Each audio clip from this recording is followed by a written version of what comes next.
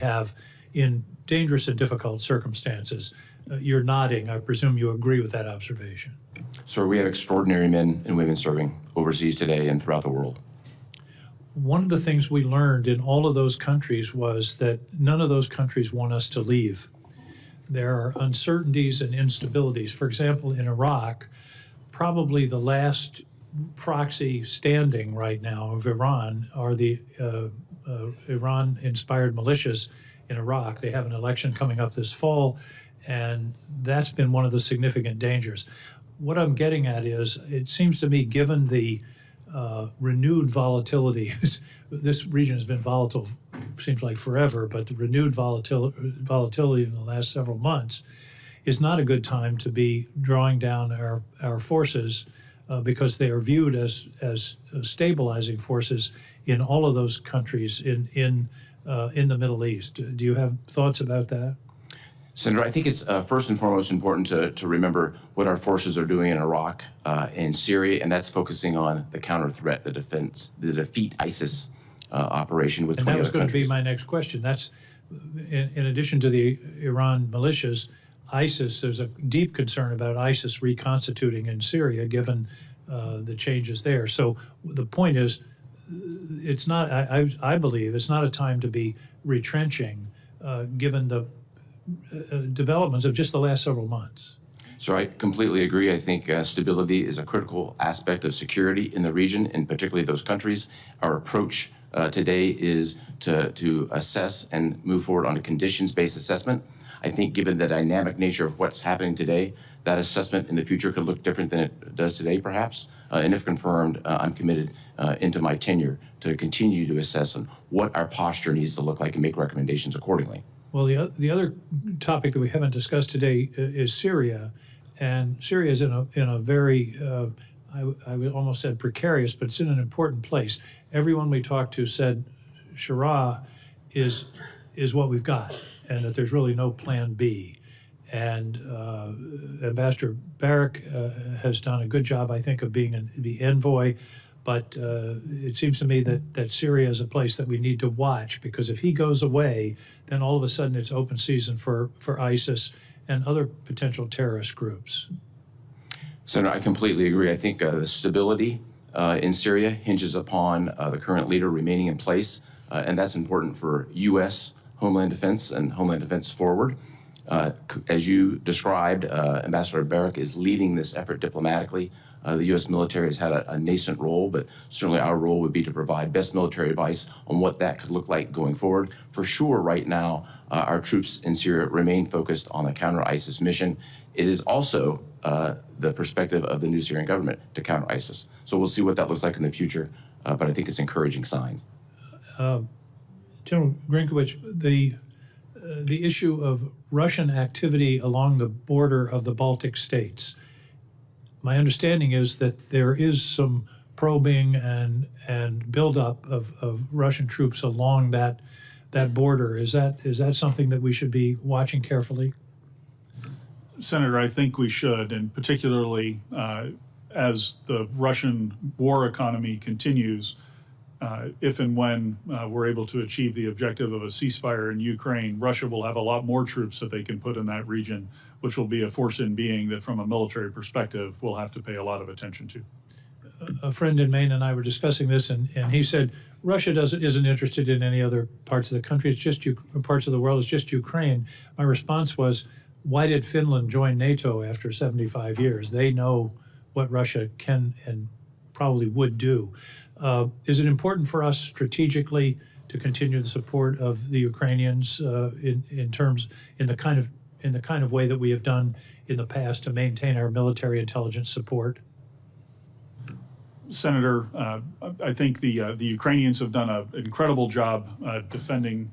They are forcing the Russians to make only incremental advances at a tremendous cost.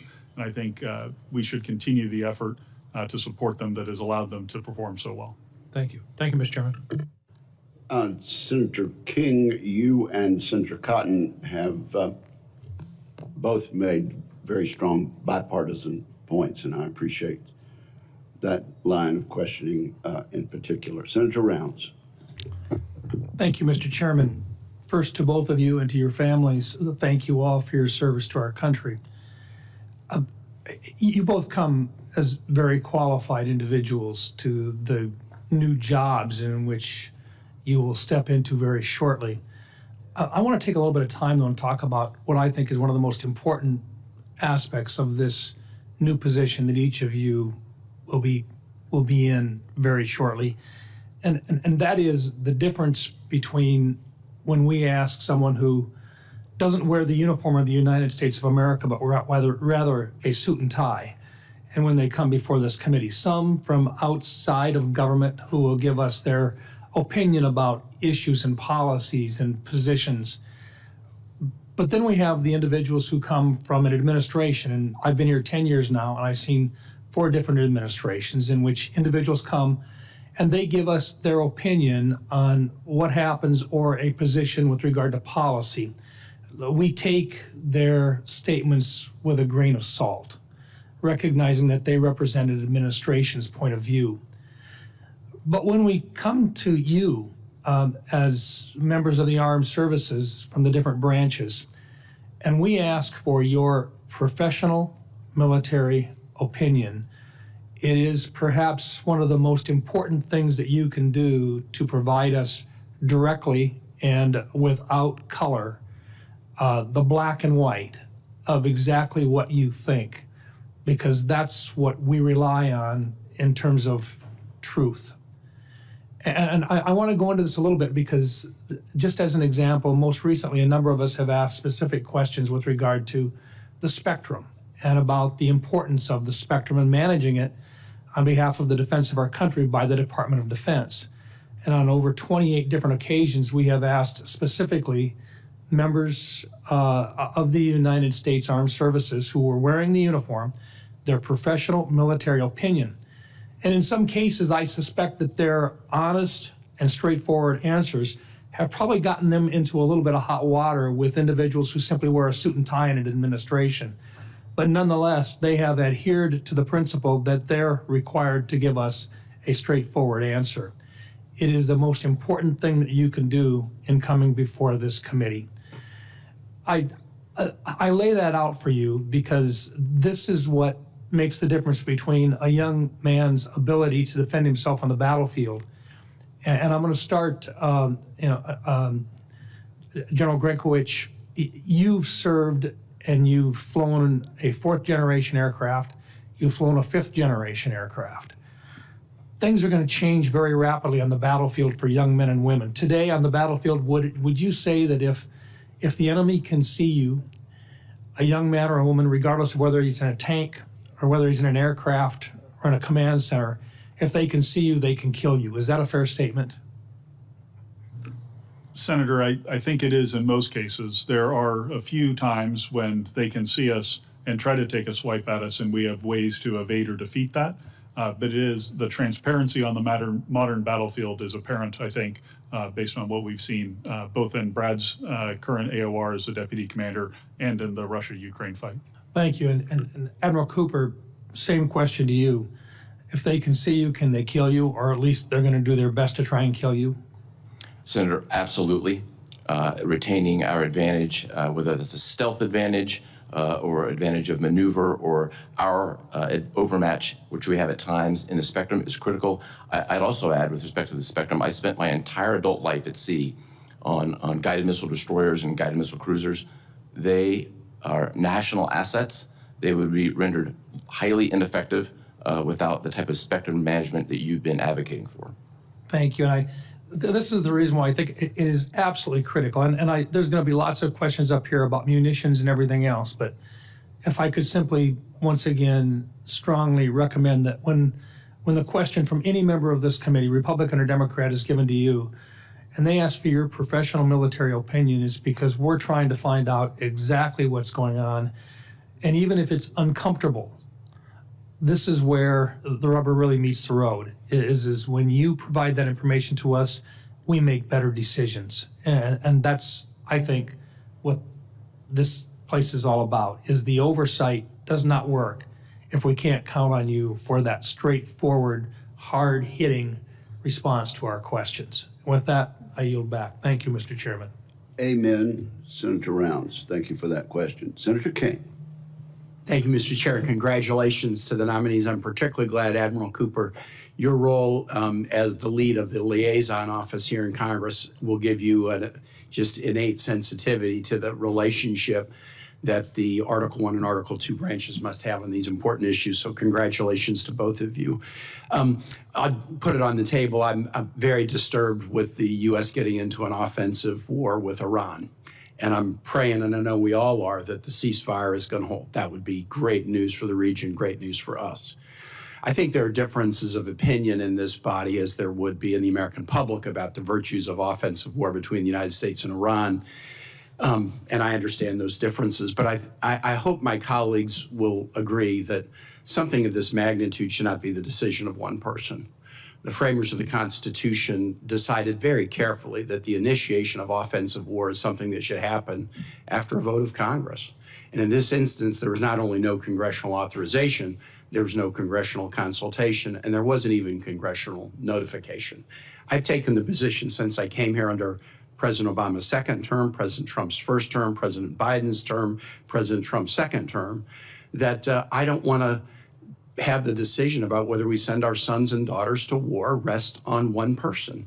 However much I agree with that person, I don't think it should rest on the shoulders or rest on the say-so or the whims or the daily mood, vibe, or attitude of one person. And particularly when, in this instance, the Israeli foreign minister had said the nuclear program of Iran had been knocked back at least 2 or 3 years, when our own intelligence says they weren't moving to a nuclear weapon. The need to strike without even notifying Congress I find deeply discouraging. There's some things President Trump has done diplomatically recently I'm very much support, and I hope I might get to those in a minute. But I just hope my colleagues will stand for the proposition, whatever you think about the virtues of a war with Iran, that Congress should be weighing in on this, yes or no. Congress should be consulted. We are the people's elected representatives, and we look our constituents in the eye who've got kids or spouses in the military. And we ought to be having a debate and having a vote, and not just allowing this to be done on autopilot by a single person, whether or not we share the party affiliation or whether we agree with that person. Senator Cotton said something that is very true and that picks up, Admiral Cooper, on something you said. You said that Iran was the chief sponsor of terrorism in the region, and they are, and the chief source of instability in the region, and they are. And Senator Cotton said they have posed risk to Americans for the last 46 years, and they have. Everything that he said was true, and everything that you said was true. But, you know, in law, we used to say the truth, the whole truth, and nothing but the truth. Sometimes we omit the whole truth because, and I think if we're going to grapple with, hopefully, diplomatic resolutions to these issues, we got to be completely truthful. Everything that you said about Iran was accurate. But what nobody seems ever to say in a committee like this is that the United States acted to change the Iranian regime in 1953 by knocking off a democratically chosen prime minister at the behest of the British, whose oil interests were at stake. This is widely acknowledged and admitted. Anybody wants to research Operation Ajax, go take a look at it. Eisenhower project that knocked off the Iranian civilian democratically elected government. After that happened, the U.S. helped install a dictator, the Shah of Iran. We trained the secret police of Iran, and that dictator brutally ruled Iran for about 25 years. And Iran, which had been very pro-American because America fought for Iranian sovereignty at the end of the World War II when the Soviet Union wanted to gobble it up, that 25 years of the U.S. propping up a dictator over Iranians led to deep anti-American hostility. When the Shah was thrown out of office, the U.S. gave the Shah refuge. The Iranians asked for him back to try him. We refused. The Iranians took over the embassy and held American hostage, a violation of international law. In subsequent years, the United States military shot down an Iranian passenger. The USS Vincennes shot down a passenger jet in the 1980s, killed 290 Iranian civilians. That was on us, not on them. The U.S. gave weapons to Iraq when Saddam Hussein invaded Iran, a huge war in the region that cost 300,000 Iranian lives. And the U.S. provided weapons for Iraq to help them kill Iranians. We invaded a next-door neighbor to the east, Afghanistan, to topple a regime. We invaded a next-door neighbor to the west, Iraq, to topple a regime. We took a diplomatic deal with Iran, the first in 70 years that was actually working according to the IAEA and President Trump's first national security cabinet, and we tore it up. If we're going to try to find a diplomatic resolution, we not only have to acknowledge the Iranian terror that you truthfully recognize, but we also have to recognize that in a diplomatic solution, they have some points of concern as well. And if we don't deal with all of them, we won't find the diplomatic resolution that we would want rather than war. Thank you. Senator Ernst. Thank you, Mr. Chair. Gentlemen, I want to thank you for being here today. I especially want to thank your spouses and your family members for being here as well. We know it takes a whole group of folks to help you succeed in what you do, and we're very grateful for their service as well. I'd like to start with you, Admiral Cooper. Of course, Operation Midnight Hammer is on everyone's minds, and I want to thank the incredible pilots, warriors, support teams for all that they did to make it a very successful mission. I am extremely proud of Team America. So I'll start with you. Senator King had mentioned ISIS, and I want to go a little bit further on that because we still see them as a big threat to those Americans and others that serve and live in the Middle East. Just last week, we saw ISIS extremists bomb a church in Damascus. So we know that they're still operating. It's a clear indication that that threat requires continued vigilance. So given the current volatility across the region, just in your estimation, looking at the resurgence of ISIS, other terrorist organizations, what indicators are you watching most closely when it comes to those terrorist groups? Senator, first, thank you for your time yesterday, and thank you for the question. Defending the homeland broadly and defending it forward is of critical importance to us. Specifically, that translates into keeping our thumb on ISIS, which predominantly today exists in three places. ISIS in Syria, to a lesser degree ISIS in Iraq, and then ISIS-K, also known as ISIS Khorasan, on the Afghan-Pakistan border. We are focused on these problems that every single day. I only have to go back a few months to the events in New Orleans and our own country at the beginning of the year, the events as you described in the church bombing to show that ISIS remains a threat. And as we look to the future, and if confirmed, I will remain nose down on this threat. It is an absolute priority.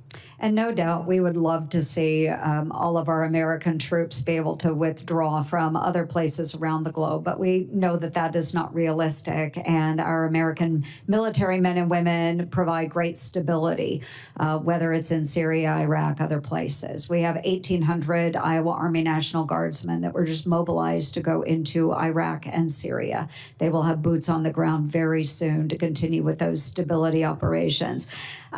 As we look at other ways that we might be able to bring troops home, you know, again, maybe not realistic at this time. If you could walk us through our partners in the region, and would they be able to fully absorb those missions and provide for the stability without American presence?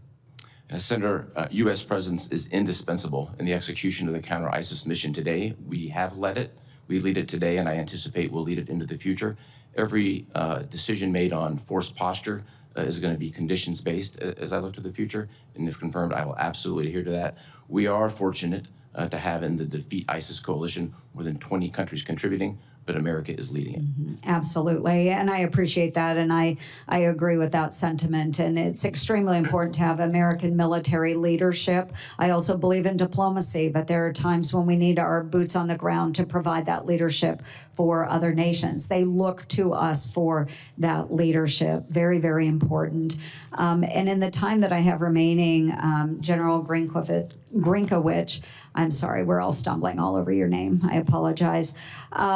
We've got quite a number of troops that serve in Europe today in EUCOM, and about 100,000 in Europe, 20,000 deployed to Eastern Europe. Again, for you, we haven't announced any formal drawdowns of military men and women in Europe, but how do you assess our current force posture in Europe, and what adjustments may be necessary to sustain deterrence and reassure our NATO allies? Senator, in my current role in the Joint Staff, I'm very acutely aware of the global demand on our forces for both the AOR that Brad works in today in Europe and in the Indo-Pacific. And so as I look at what that European force posture needs to be, clearly there's been some benefit for the plus up of forces that we have had, but clearly the force is also stressed and there may be needs to make adjustments.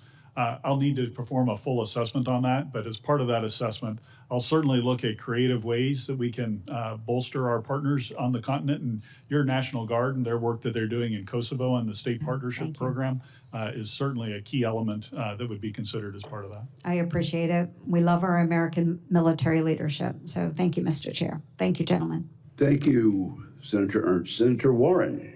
Thank you, Mr. Chairman, and congratulations to both of you on your nominations. So it seems like Donald Trump is once again playing red light, green light, this time war with Iran. 3 nights ago, he bombed 3 sites and warned of, quote, many targets left to strike and threatened, quote, tragedy if Iran did not immediately capitulate. Last night, he declared the war is over. But now the ceasefire seems to be changing every few hours, and no one seems to know if it will hold. Now, no one wants Iran to have a nuclear weapon, but experts in intelligence have told us time and time again, Iran's nuclear program cannot be bombed out of existence. So the question is, what is President Trump's plan? Another endless war in the Middle East? Vice Admiral Cooper, you are currently the Deputy Commander of U.S. Central Command. You are nominated to be commander, but you're already there.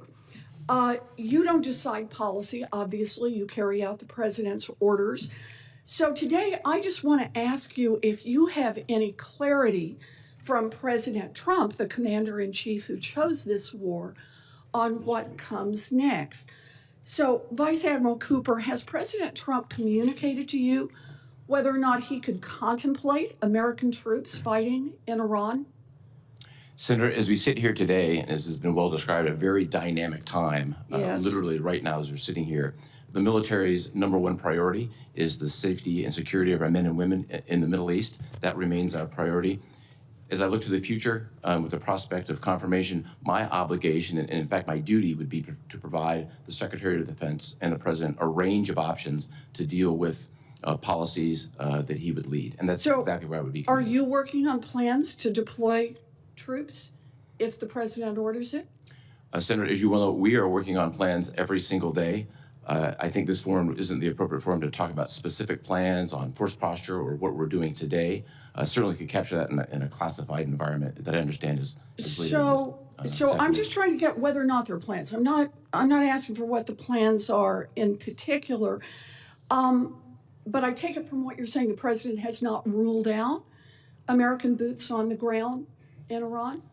Senator, I think from a military perspective, it's critically important today that we provide the maximum latitude and decision space to the Secretary of Defense and the President to decide on key plans and directions, and we'll be standing by to execute those, as is our duty to do. So on Saturday, President Trump and his administration claimed that the goal was to end Iran's nuclear program, not regime change, and declared complete victory with no evidence to support that. And then on Sunday, the president reversed course, posting, quote, that if the current Iranian regime is unable to make Iran great again, why wouldn't there be regime change?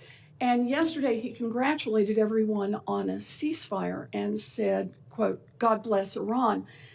Vice Admiral Cooper, has President Trump communicated to you how long he intends this war could go on if the ceasefire breaks?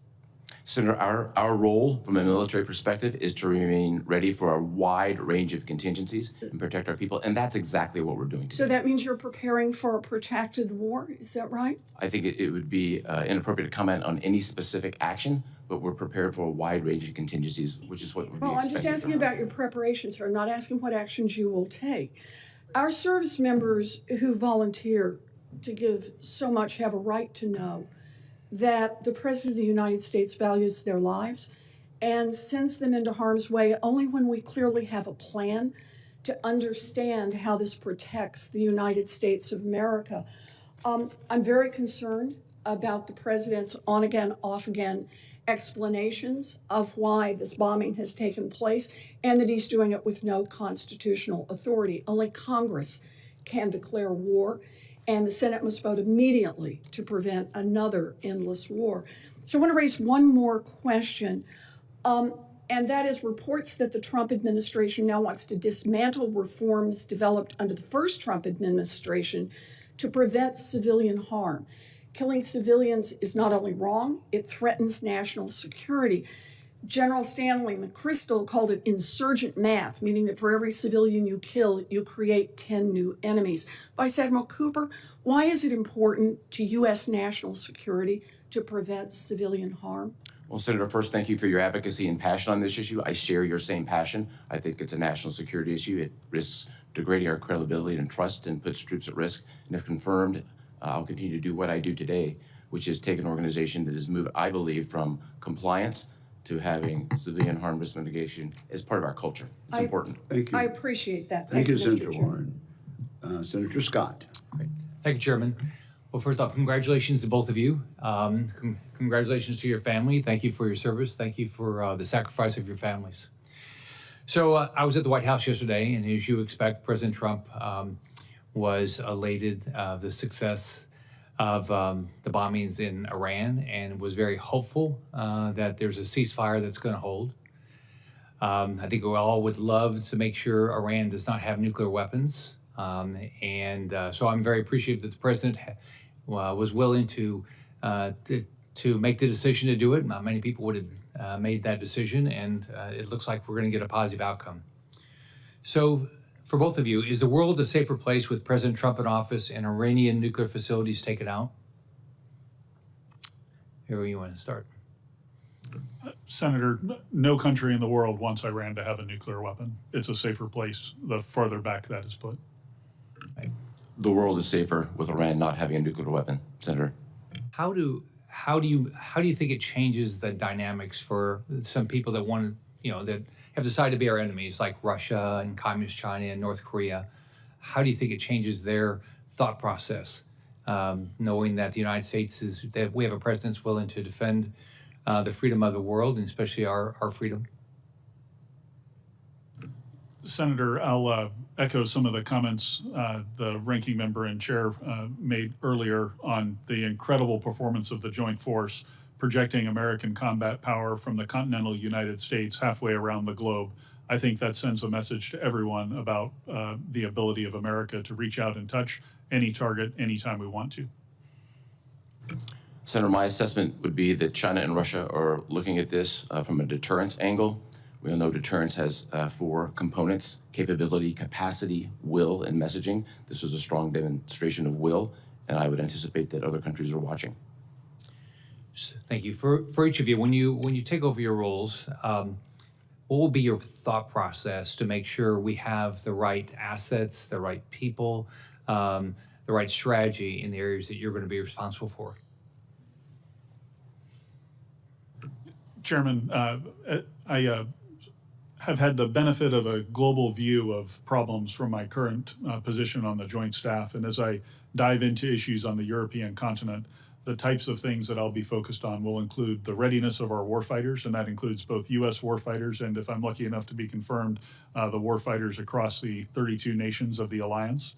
I also think that it will be very important to look at the pivots in the character of war that are occurring right now in terms of unmanned and digital technologies, both from things like unmanned surface vehicles, unmanned aerial vehicles, but also the underlying application of artificial intelligence and the connective tissue that allows us to effectively command and control. So those will be some of my key focus areas. Senator, I would leverage the 4 years of experience I've had, including 3 years living about 100 miles from Iran, and orient my priorities generally in 3 areas. Defending the homeland, that translates to keeping our thumb on terrorists in the Middle East. I would look at deterring Iran and its proxies. I think that is a critical element of our national security. And also, I would look at countering China. I also agree that with my friend Grynkewich here, that the character of warfare is changing, and I think everything that we can do tactically to get warfighting tools into the hands of warfighters faster is something that should be pursued with a sense of urgency. Thank you.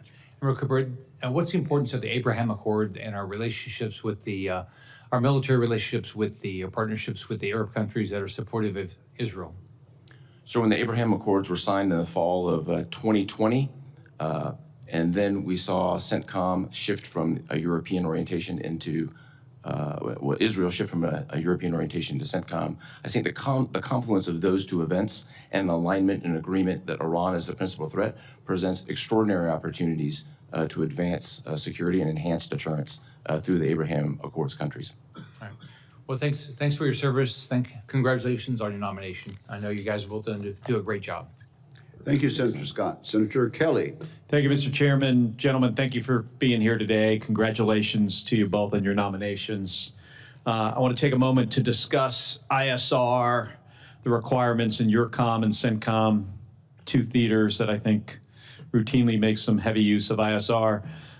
Could each of you please just briefly describe the ISR requirements in your respective theaters and how important ISR is for you to execute your strategy? Senator, thank you very much for that. I think of this in two buckets. The ISR necessary to keep our eyes on and defend our homeland against terrorists throughout the region. And I also think it's important to have the ISR to keep our eyes on and deter Iran. Those are the two principal areas that we're focused on today. In general? Yeah, Senator, in the European theater, intelligence, surveillance, and reconnaissance is absolutely essential. It's essential to keeping track of Russian activity, both in the maritime and the air domain. It's essential to protect the avenues that might threaten our homeland, and essential to monitor the eastern flank of the alliance. You know, one trend I think it's fair to say is this reliance on space-based platforms instead of aircraft. I think my view is we probably continue to need both. In CENTCOM, Admiral, you have a challenge here, possibly ahead of you, with regards to the Straits of Hormuz and the possibility that the Iranians could use sea mines on the straits deployed by ships. I don't think they can deploy them by aircraft. I might be wrong about that. Could you talk about how the ISR requirement, if you have to deal with a continuing aggressive Iran, but with regards to closing down the straits and what that could mean to operations for the Fifth Fleet and for CENTCOM?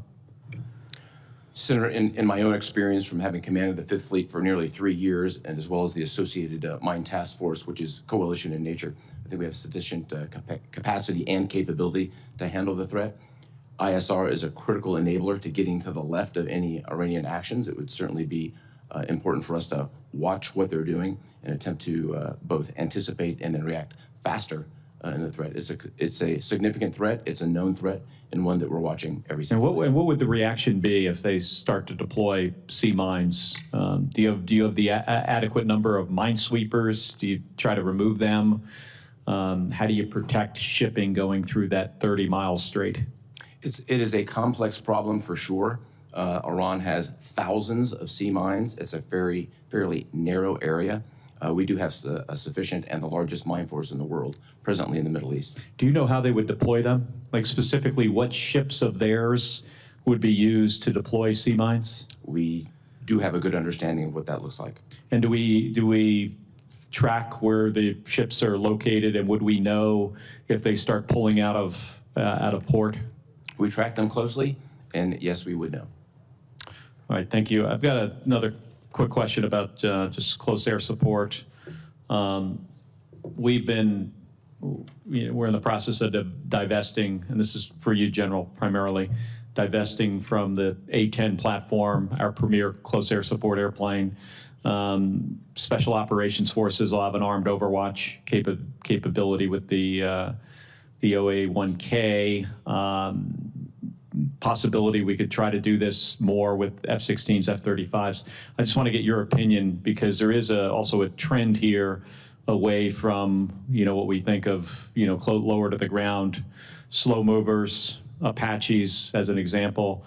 We're no longer going to upgrade AH-64Ds to Es, but if we wound up in a conflict in Europe, I think close air support is something we're going to continue to need.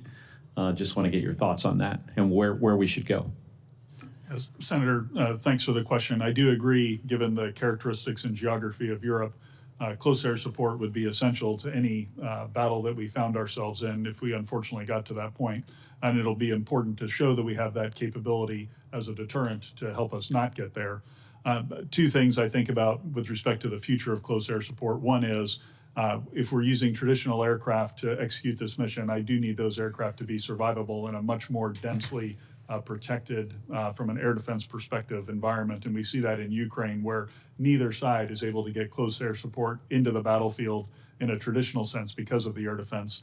And so they have resorted to now less traditional means of close air support using first-person viewer drones, one-way attack drones, et cetera. And I think we need to look at both of those aspects of the future battlefield.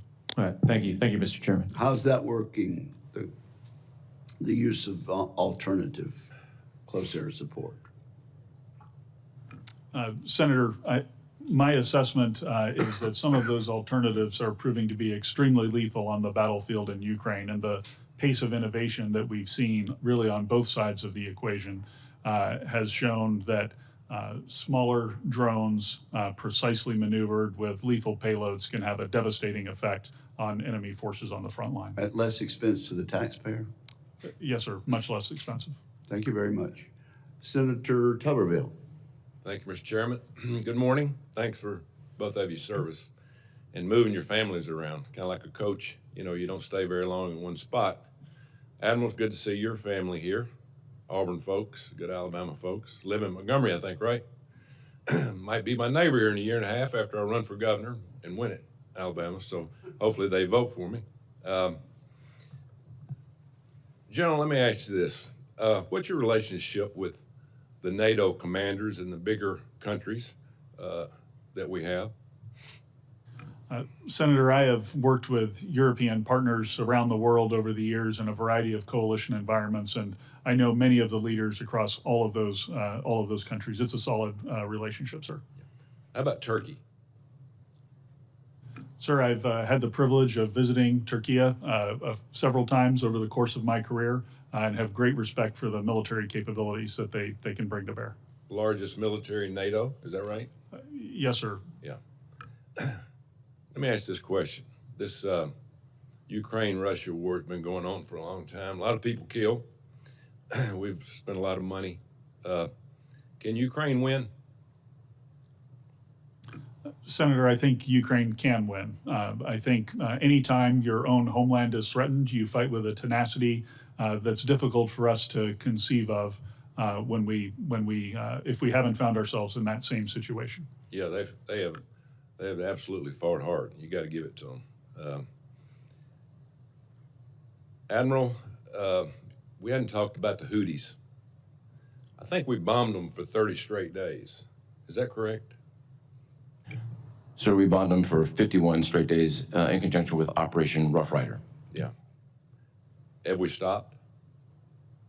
So the president gave the military a very precise mission, which was to restore the freedom of navigation, and that mission was successfully executed. We have freedom of navigation today. We agreed at a ceasefire several weeks ago, now 40 days ago, that if the Houthis didn't shoot at us, we wouldn't shoot at them.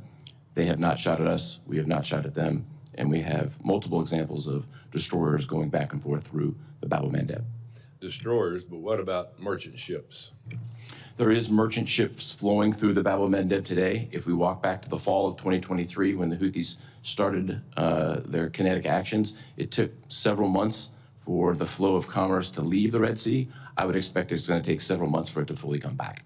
My understanding is the Houthis are one of the strongest groups that are backed by Iran. Is that correct?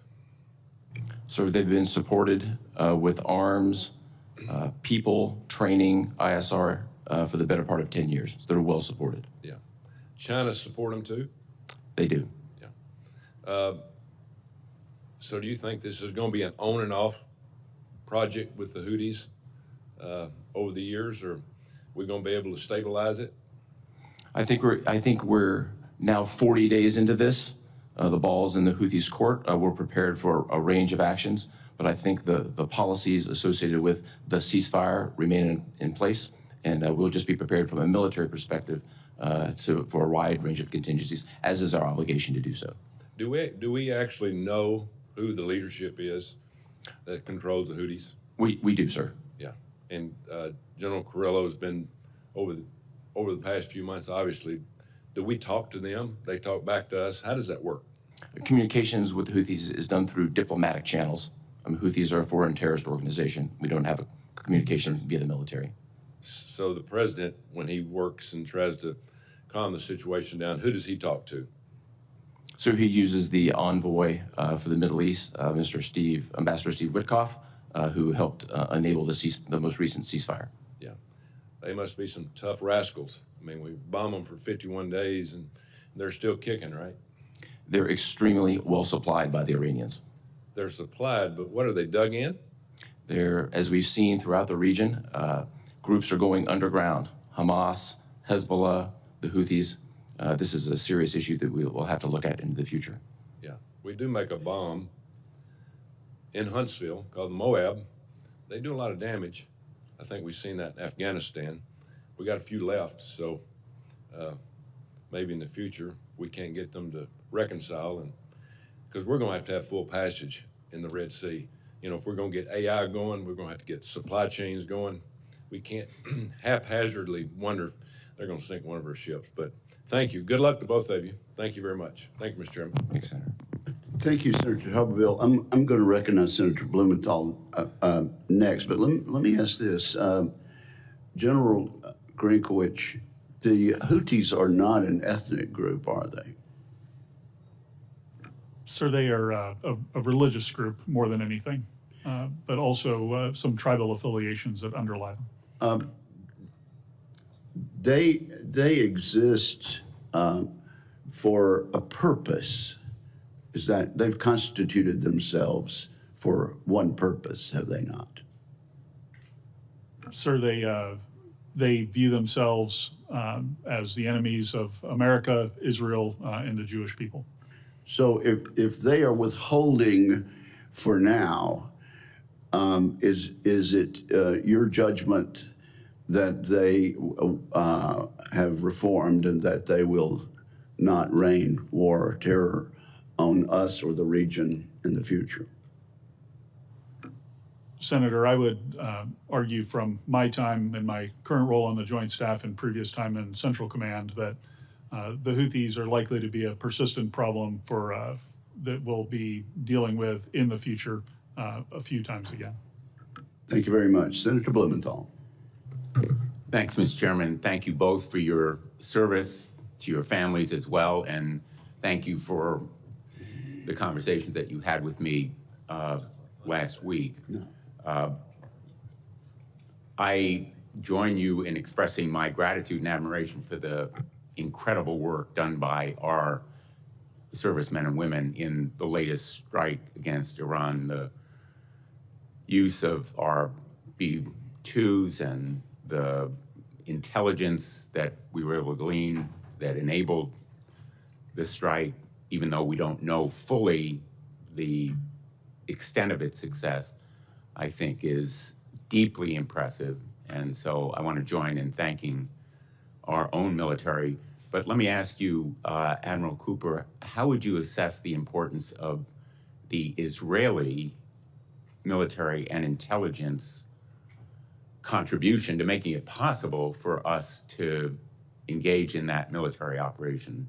Would it have been possible without the Israelis, in effect, disabling and in some instances destroying the capability of their proxies and Iran itself in its air defenses? Senator, thank you for that. Without getting into the specifics, which I think are best addressed in a classified environment, I think it is fair to say, and as the chairman of the Joint Chiefs articulated this past weekend, that there were Israeli actions that we benefited from, but were not directly tied to, associated with this specific operation. It may not have been a direct partnership, but certainly the contributions of the Israeli military were were actually extraordinarily significant in whatever success we had. Would you agree? I agree. Let me ask you now to follow up on some of the questions that have been asked. You and I talked about the importance of drones and unmanned aerial systems. My view is that the nature of modern warfare is changing before our eyes in real time. The threat that we see now in the area where you're going to have responsibility, where you have had that responsibility, is asymmetric from many of those terrorist groups that attacked, for example, Tower 22 and killed a number of our servicemen there. Are we sufficiently protected in the area now against possible Iranian retaliation against the 40,000 men and women in uniform that we have in that area? Senator, I do agree that the nature and the character of warfare is changing before our very eyes. And this is why I think the important work of this committee, whether it's the FORGE Act or anything associated with it, where you can accelerate the delivery of counter-UAS systems or other warfighting tools into the hands of the warfighters forward, those are all value-added and needed imminently. If I look back specifically toward the Tower 22 incident in the ensuing now 17 or 18 months, we've made considerable improvements across the board, layered defense, employing both kinetic capability and non-kinetic capability. We really are leaps and bounds ahead of where we were before. Having said that, I would never be satisfied that we have the maximum readiness. I'll never be satisfied that we have enough to protect our men and women in uniform. And if confirmed, I would focus on this every single day. We've done a lot, but we have more work to do. For sure. The Ukrainians are producing 4.5 million drones this year. The report I've seen is that the United States is producing about 100,000. I'm not sure that those figures are exactly right. They're in the public realm. But clearly, in my view, the United States is not producing enough drones. We are not supporting the industries that produce those drones as much as we should. Would you agree we need to do more? Yes, sir. In my own experience, having commanded the Navy's first unmanned and artificial intelligence task force, I'm very familiar with the capabilities that exist in America's elite tech sector. I believe that we need to leverage that tech sector to maximum capability and deliver capability in the very near term, because we could do more, to your point. General, I'm delighted to hear that you think Ukraine can win. My view is Ukraine must win. It must win because if it fails, Putin will present a threat to our NATO allies. Do you agree? Senator, I think however the war in Ukraine ends, Putin has developed a war economy and a war machine that is underpinned by that war economy that will create a force in being that just by its very presence will be something that from a military perspective, we will have to carefully consider how to provide options to the alliance in the SACEUR role if I'm confirmed, and to the Secretary and the President in my EUCOM role if confirmed. Thank you. I look forward to continuing these conversations with both of you and really welcome your being so forthcoming. Thank you. Thank you, Senator Blumenthal. Gentlemen, are the figures about drone production with regard to Ukraine versus the United States, are they accurate? Was that a pretty accurate assessment of the production rate? Senator, I don't know if the exact numbers are accurate, but the order of magnitude and the scale that Senator Blumenthal was describing, I think, is representative of the problem we face. And Admiral Cooper? Yeah, same perspective, sir. Order of magnitude and scale is about the same. I agree. It's hard to understand how we go forward without increasing our rate, and that's my opinion. If either of you care to comment on that? So I think America's extraordinary tech sector has the capability and will to produce at scale. This is simply a matter of prioritization with the appropriate authorities. Thank you very much. And now, Senator Budd. Thank you, Chairman. It's good to see you both. I've enjoyed our conversations recently. And Admiral, you're always a wonderful host over in NavSense, so thank you for that, and hello from my wife to yours. Admiral Cooper, last May, I met with Prime Minister Barzani of the Iraqi Kurdistan Regional Government in my office here, and I also visited the region last year. So I was concerned to hear about delays in the delivery of U.S.-provided defense equipment to the Kurdish Peshmerga forces. And as you know, the Peshmerga, they've played a very important role in preventing the resurgence of ISIS in Iraq. So are you tracking delays in the delivery of equipment through Baghdad? Senator, first, thank you for your passion in support of the Peshmerga. Great teammates. I have been tracking these delays. They're friction points that I think we've been able to work through, and if confirmed, it would be a matter of priority for both me, the staff, and the tactical staff on the ground to eliminate those friction points, get the resources into the hands of the Peshmerga as soon as possible. Any particular levers that you have at CENTCOM to make sure that those delays are ended and that they receive their defense equipment in time? I think we have a very strong mill-to-mill relationship with the Iraqi security force and the Iraqi military. We lever that to help break down some of those barriers, and I'm optimistic we can work through those friction points. Thank you, Admiral. The United States and Israel, they've worked together a number of years to address the challenges of locating, mapping, and destroying hardened, buried targets and tunnels and their networks. So I've led this in the Senate, securing funding last year for the program to do that. Can you describe the ongoing challenges and the relevance of countering subterranean threats in CENTCOM and whether continued funding in this area is needed? So I think in the Central Command, and I think we would have to anticipate in the future globally, you're going to see threats begin to go underground, whether we're talking about Hamas, Hezbollah, the Houthis, the Iranians. Other adversaries are clearly watching and see where they can gain advantage. In my current capacity, I have visited on multiple occasions the subterranean commando unit in Israel that goes after this problem set. I think as we look to the future, and if confirmed, I think we need to focus on two areas: sensors and munitions. And if confirmed, I would advocate for both of those. So you said they've gone underground, and you mean that very literally, and this program is still very relevant. Humans, robots, dogs, we've done it all. Thank you, Admiral. General, good to see you. I enjoyed our visit yesterday. Technology is changing the character of warfare as demonstrated by the Ukrainians in the fight against Russians. So if confirmed in your new role as Supreme Allied Commander in Europe, how will you prioritize? The question is really about prioritization. How will you prioritize investments in emerging technologies, and what areas do you think are most critical? Yes, Senator, thank you. If confirmed, as I look across the alliance, there are certain countries who would have a very strong value proposition in terms of being able to bring unmanned technologies to bear, whether they're aerial technologies or maritime unmanned capabilities as well that have proven very effective in the Black Sea region, for example. I would definitely put a high priority on those. They're very cost effective. They're a way to build mass on the modern battlefield, and understanding that we'll face mass in terms of the Russian threat. I think developing that asymmetric option is going to be essential to European security in the future. Thank you. Admiral, it's really disheartening for all of us to see the state of Afghanistan, especially after the Biden-Harris administration's disastrous withdrawal and the abandonment of so many Afghans to return to Taliban rule.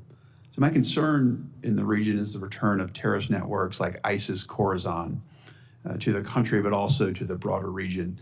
So Admiral, if confirmed, what will you do and how will you work with regional partners to deny extremist groups safe haven in South Asia? Senator, ISIS Khorasan, also known as ISIS-K, operates principally on the Afghan-Pak border. The mechanism we use to address this issue today is through a mill-to-mill relationship with Pakistan, specifically focused on counterterrorism. We've seen the benefit of this relationship in the last couple of months with the handover of the Abbey Gate mastermind to U.S. authorities several months ago. And if confirmed, I would continue to invest in this mill-to-mill counterterrorism relationship with Pakistan. It's good for America, and it helps keep America safe. Thank you, Admiral. I wish you both good luck. Thank you, Senator Budd. Senator Duckworth. Thank you, Mr. Chairman. I want to start by associating myself with my colleague, Senator Kane's many strong statements on the need for congressional authorization for exactly the kind of military strike on Iran that the president illegally ordered on Saturday. I have been committed to Congress reasserting its responsibility under the War Powers Act since my first election, and I support Senator Kane's War Powers resolution. In fact, I ran for Congress because of this issue, so that when the drums of war start beating in Washington again, I would be in a position to make sure that our leaders fully consider the true costs of war, not just in dollars and cents, but in the sacrifices and blood of our troops. I've long said that Iran cannot obtain a nuclear weapon, but this goal could and should have been pursued through diplomatic means. There was no imminent threat to the United States or our troops. It wasn't time to strike, not when the democratically elected representative of the American people have not had a chance to weigh the costs and risks against the gains, to make an informed decision on behalf of our constituents, and to make sure that the president is not getting us into yet another forever war in the Middle East. Service members will be the ones to risk their lives if we get drawn into another unnecessary war with no plan and no end state. Their commander-in-chief owes it to them and to all Americans to uphold the Constitution that they swore to uphold and defend. Vice Admiral Cooper, I know that you are here to be considered to be CENTCOM commander, but you have also been serving as the deputy commander with all the events this week, and absent a CENTCOM posture hearing. I have questions for you in that capacity because I deem it relevant to how you will perhaps carry out your role as CENTCOM commander should you be confirmed. To your knowledge, what did CENTCOM recommend to the White House in terms of congressional declaration of war and consultation prior to the operation? Senator, first, I'm mindful and highly respectful of the role that you, this committee, and the Congress play overall. I think the matter of directions given and orders given are related to policy and best addressed by the Office of the Secretary of Defense and the White House. Our role from a military perspective, as it has always been, and if confirmed, will be, I will adopt the same approach, would be to provide the widest range of options to our decision makers and remain as ready as possible to implement them when ordered. All that is true, but you didn't answer my question. My question was, to your knowledge, what did CENTCOM recommend to the White House in terms of congressional declaration of war and consultation prior to the operation? What was your recommendation? I didn't ask you what they ordered you to do. I asked you what was your recommendation. Yeah, Senator, in my current capacity, I'm very familiar with all the operations associated with these last couple of weeks. I think those conversations are best conducted in a classified environment. Okay, let's do that then. I look forward to hearing from you in a classified environment. What's the end game that is currently being sought, and how will you know at CENTCOM if that has been achieved? Senator, we've maintained, first and foremost, a focus on protecting our men and women in uniform for their safety. That is our priority today.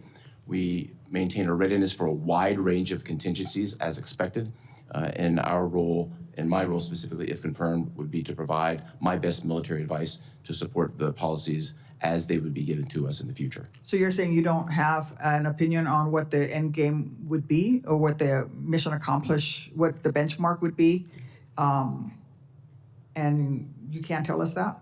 We're just going to bomb a foreign nation and not know what the end goal is or the off-ramp is? Of course, those end states and goals are all obviously always driven by policy, and the United States military will stand by to implement the policy direction as ordered. Well, I was alarmed by the president's reckless statements on Sunday that suggested he might order our military to pursue regime change as the end game in Iran. Like many who served and sacrificed in Iraq, I am sick with anger and dread at the thought that in 2025, the president of the United States is talking of toppling another government in the Middle East, drawing Americans into a destabilizing military action in a volatile region, and owing the chaos that follows, perhaps for decades to come. Vice Admiral Cooper, will you commit that if confirmed as the commander of CENTCOM and tensions with Iran continue, you will provide recommendations to give Iran an off-ramp from further military action without seeking regime change in Iran as an option? Not necessarily the White House would decide what they would decide, but will you provide that as one of the options? I would provide my best military advice based on the policy direction given to us, Senator. Okay. With current uncertainty leading many American citizens in the region to fear being caught in the crosshairs, I am concerned about whether we're doing enough to support Americans who may want to evacuate. Admiral Cooper, can you speak to the ways that CENTCOM may help facilitate a safe and smooth evacuation of American citizens from a dangerous region if required? Senator, CENTCOM is always postured to support the diplomatically ordered evacuations of a variety of forms. We've seen recently an authorized departure from Bahrain. We've seen authorized departure out of Israel. We've seen separate diplomatic departures from Baghdad. But in general, we're always postured to support diplomatic and policy-led direction for evacuations. I think that will give Americans in the region comfort to hear that. Thank you. Yes, ma'am. Mr. Chairman. Yes, Senator Schmidt. Thank you, Mr. Chairman. I will say, though, that I'm actually kind of taken aback. The hypocrisy and cognitive dissonance I've heard from the other side of the aisle in this hearing is stunning, even by Washington standards. Let's pick apart a couple of these arguments. First of all, President Trump avoided, much to the chagrin of many who wanted more entanglements in the Middle East, a very surgical and strategic strike that was in the core interests of the United States of America, period. The regime change that he was talking about was from the inside. If that's going to happen, that's going to happen. But the Democrat Party effectively at this point is the pro-war party. There's no diplomacy. It's just about pick your theater. That's where they want to go. The whole idea that Iran was even in this position is because Obama sent them truckloads, or I should say pallets of cash, and Joe Biden looked the other way. And then they were able to arm and fund the Houthis and Hamas and Hezbollah, a problem that then had to be dealt with by Israel. And so this sort of looking the other way now and using language like not being tied up in a forever war, listening to my Democratic colleagues, that's where we'd be right now in Europe and in Ukraine. They want the immediate admission of Ukraine into NATO and the United States to directly engage. Thank God we have a president that will engage in diplomacy and understand, by the way, the inconsistency that I hear from the other side of the aisle. On one hand, Ukraine's going to win. But on the other hand, Putin is on the verge of steamrolling through Europe. It's nonsense. It doesn't make any sense. But the fact is, the Democrats are criticizing President Trump right now, who achieved something that if you would have been sitting here 2 years ago and looked at a map of the Middle East, would have been impossible to think of. He used the bunker-busting bombs, by the way, flown out of those B-2s from Missouri. They were in the air for 30 hours and refueled. Through subterfuge and exquisite execution, dropped those bunker busters on something the size of the desk that you're at, General. And they completed that mission. And the president acted under his core Article 2 powers. Spare me the next constitutional crisis. Every week, by the way, it's some ridiculously fake new constitutional crisis. Obama used that same authority to drop thousands of bombs. We didn't hear a word. The only thing that binds the Democrat Party right now is that they are anti-Trump. They stand for nothing, nothing else. An incoherent, wandering foreign policy, a domestic agenda that has been adopted by the radical left. That's it. And by the way, I also want to point out that through every conferee that's come through this committee and others, the question has been asked, will you abide by the law? We are literally now less than 12 hours after a district court judge approved by this Senate when the Democrats were in charge and a lame duck president who is now defying the Supreme Court, a district court judge who is now defying the Supreme Court, who said you have to deport these 7 criminals who raped grandmas and people with disabilities. So, let's have a bit of a reality check about what's going on in this country right now. Maybe we could actually celebrate a president who executed something in the core national interest of the United States and then got on the phone and got 2 parties together who've been at war for effectively generations. So it's just, there are certain moments that you feel like you're outside of your own body watching something that's so inconsistent just to score some sort of daily political point.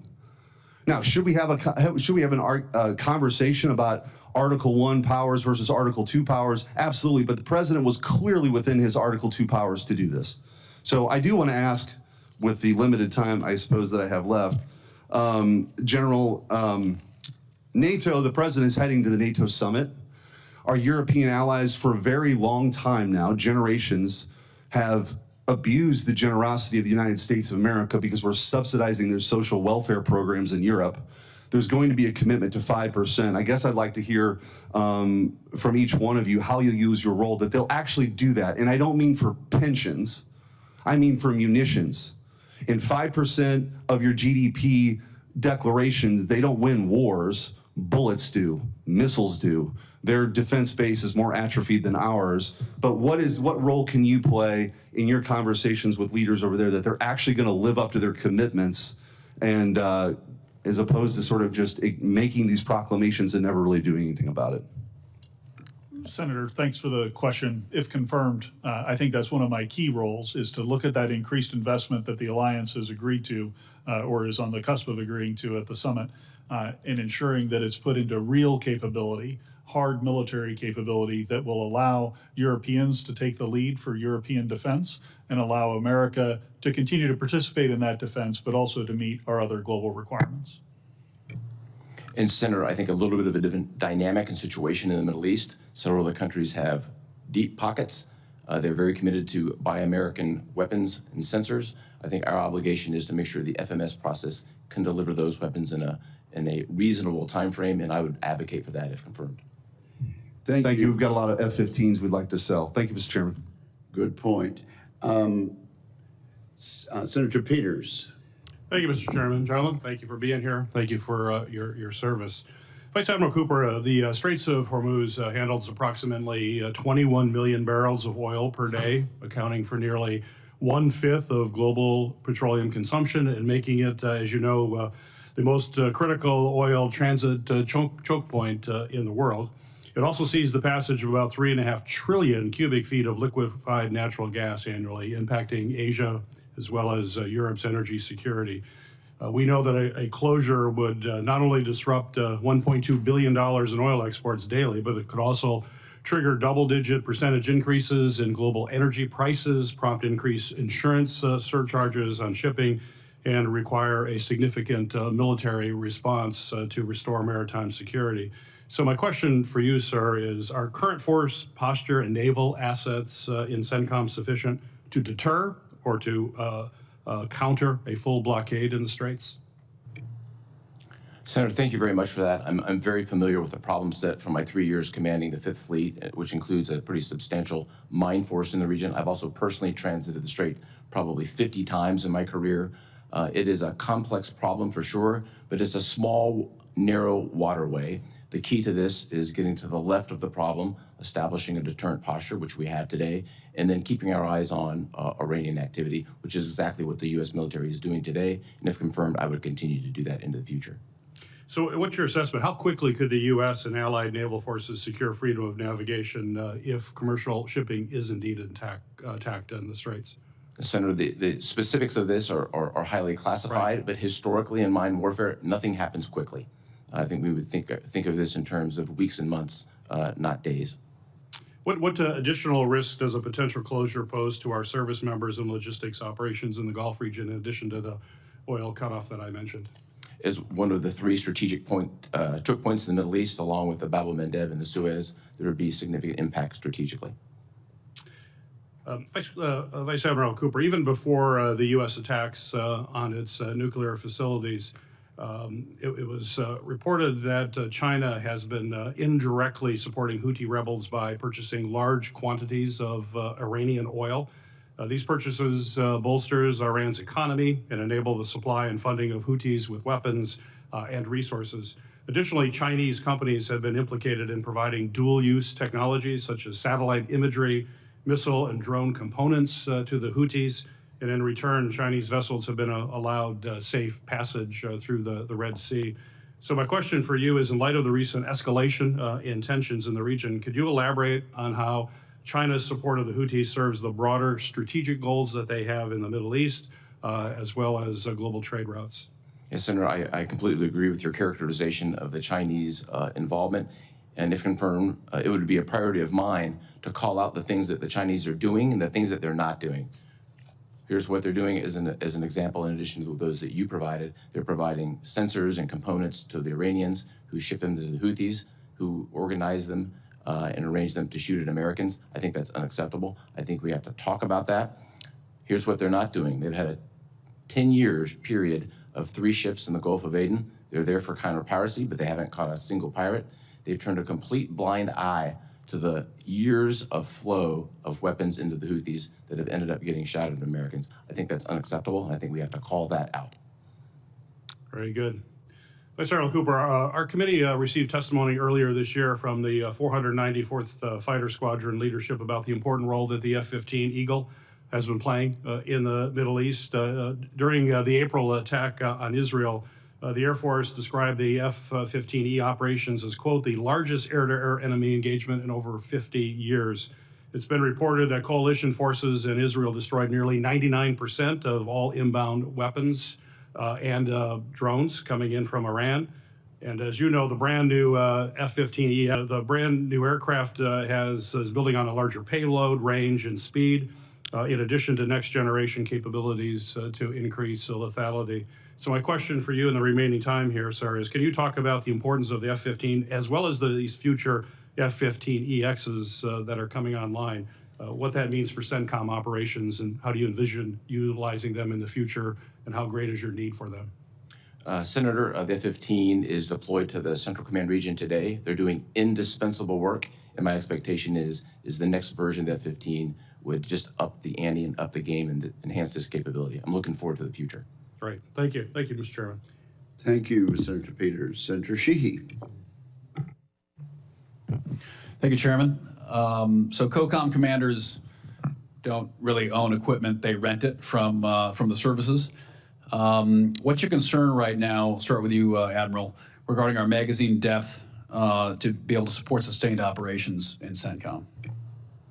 Senator, I'm concerned about everything, but one of the concerns would be munitions and magazine depth, as you described.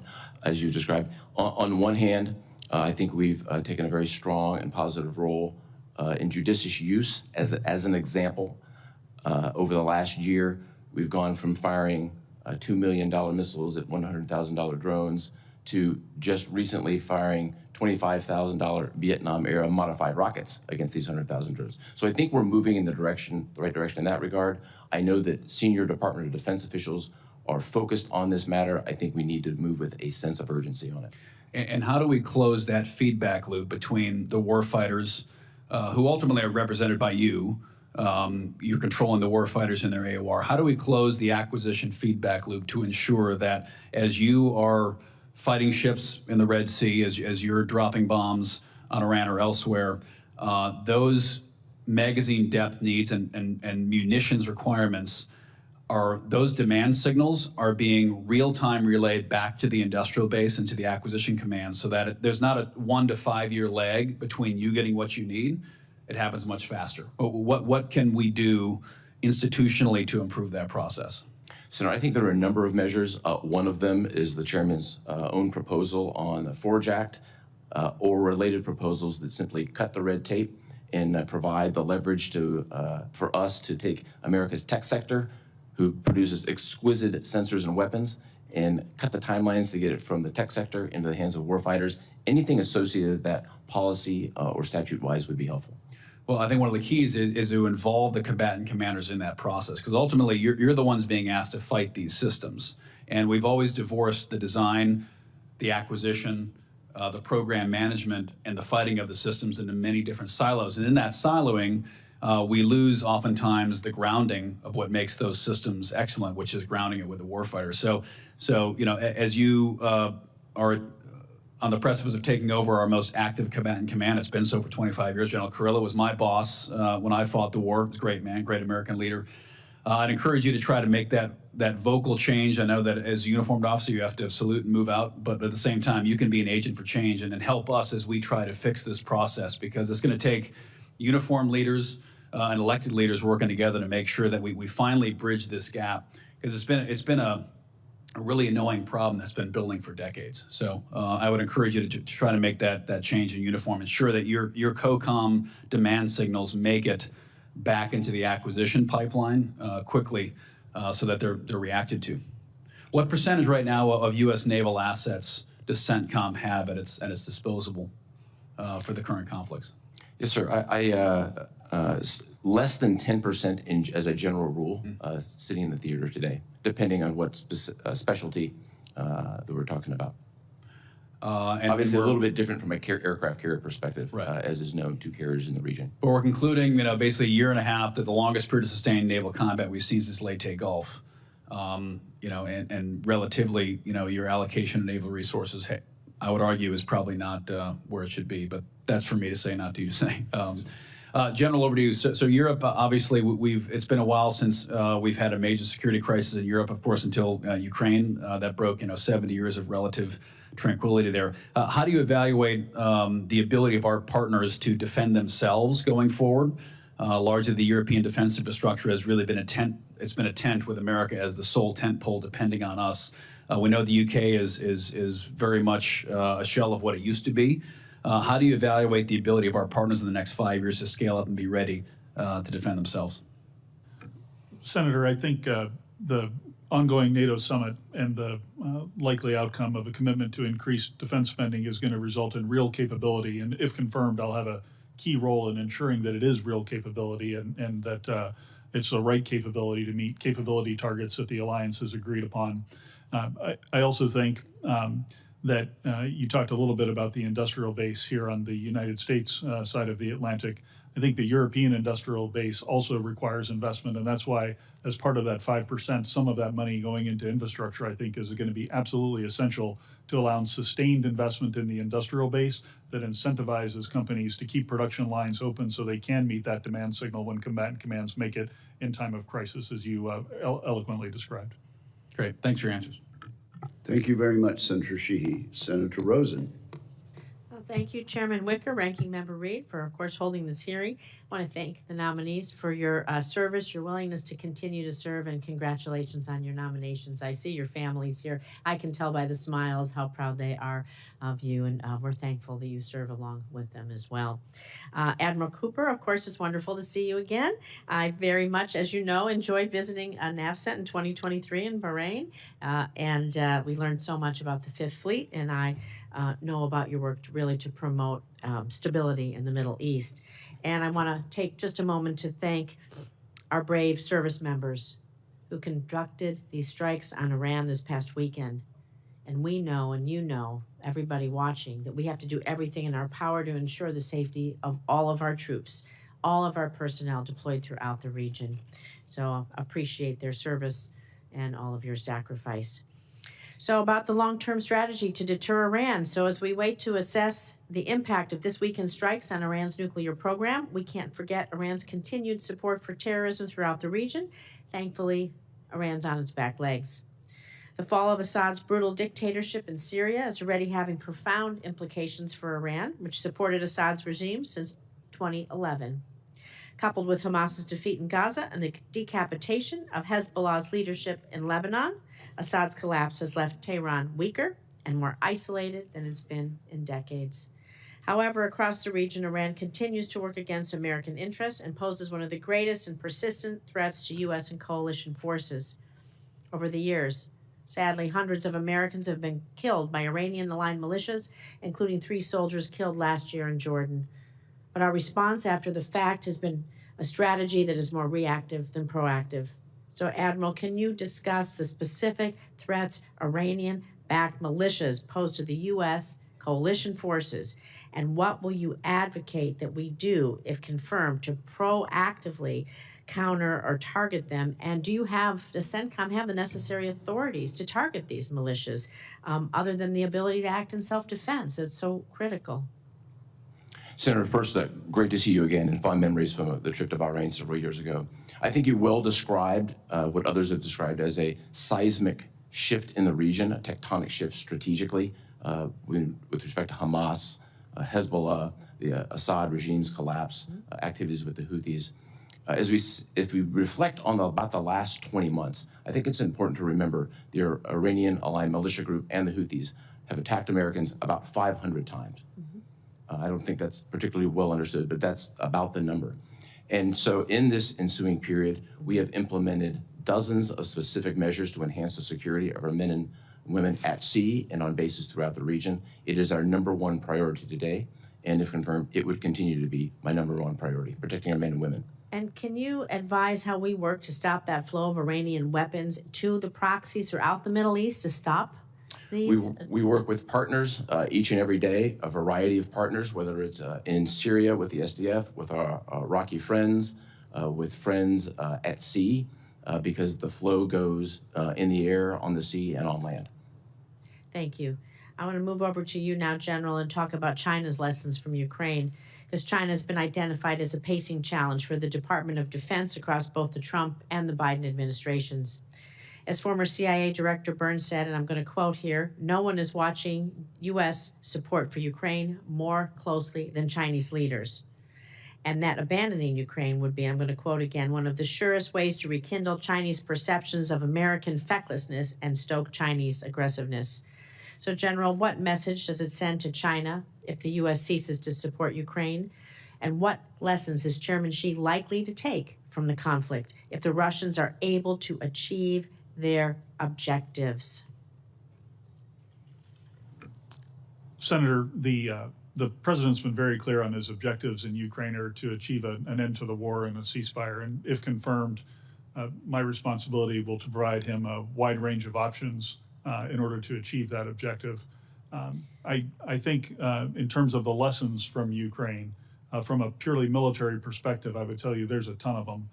We're at a pivot in the character of war, the use of drone technology, whether it's one-way attack drones that Iran has supplied to the Russians that have been used against Ukrainian cities, whether it's North Korean support in ballistic missiles and troops.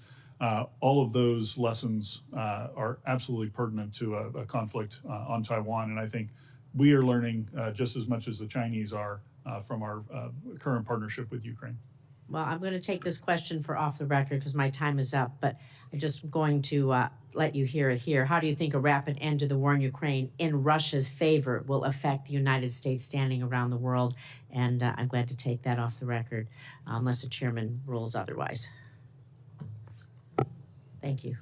Thank you very much. Senator Sheehy, do you wish to engage in a second round of questioning?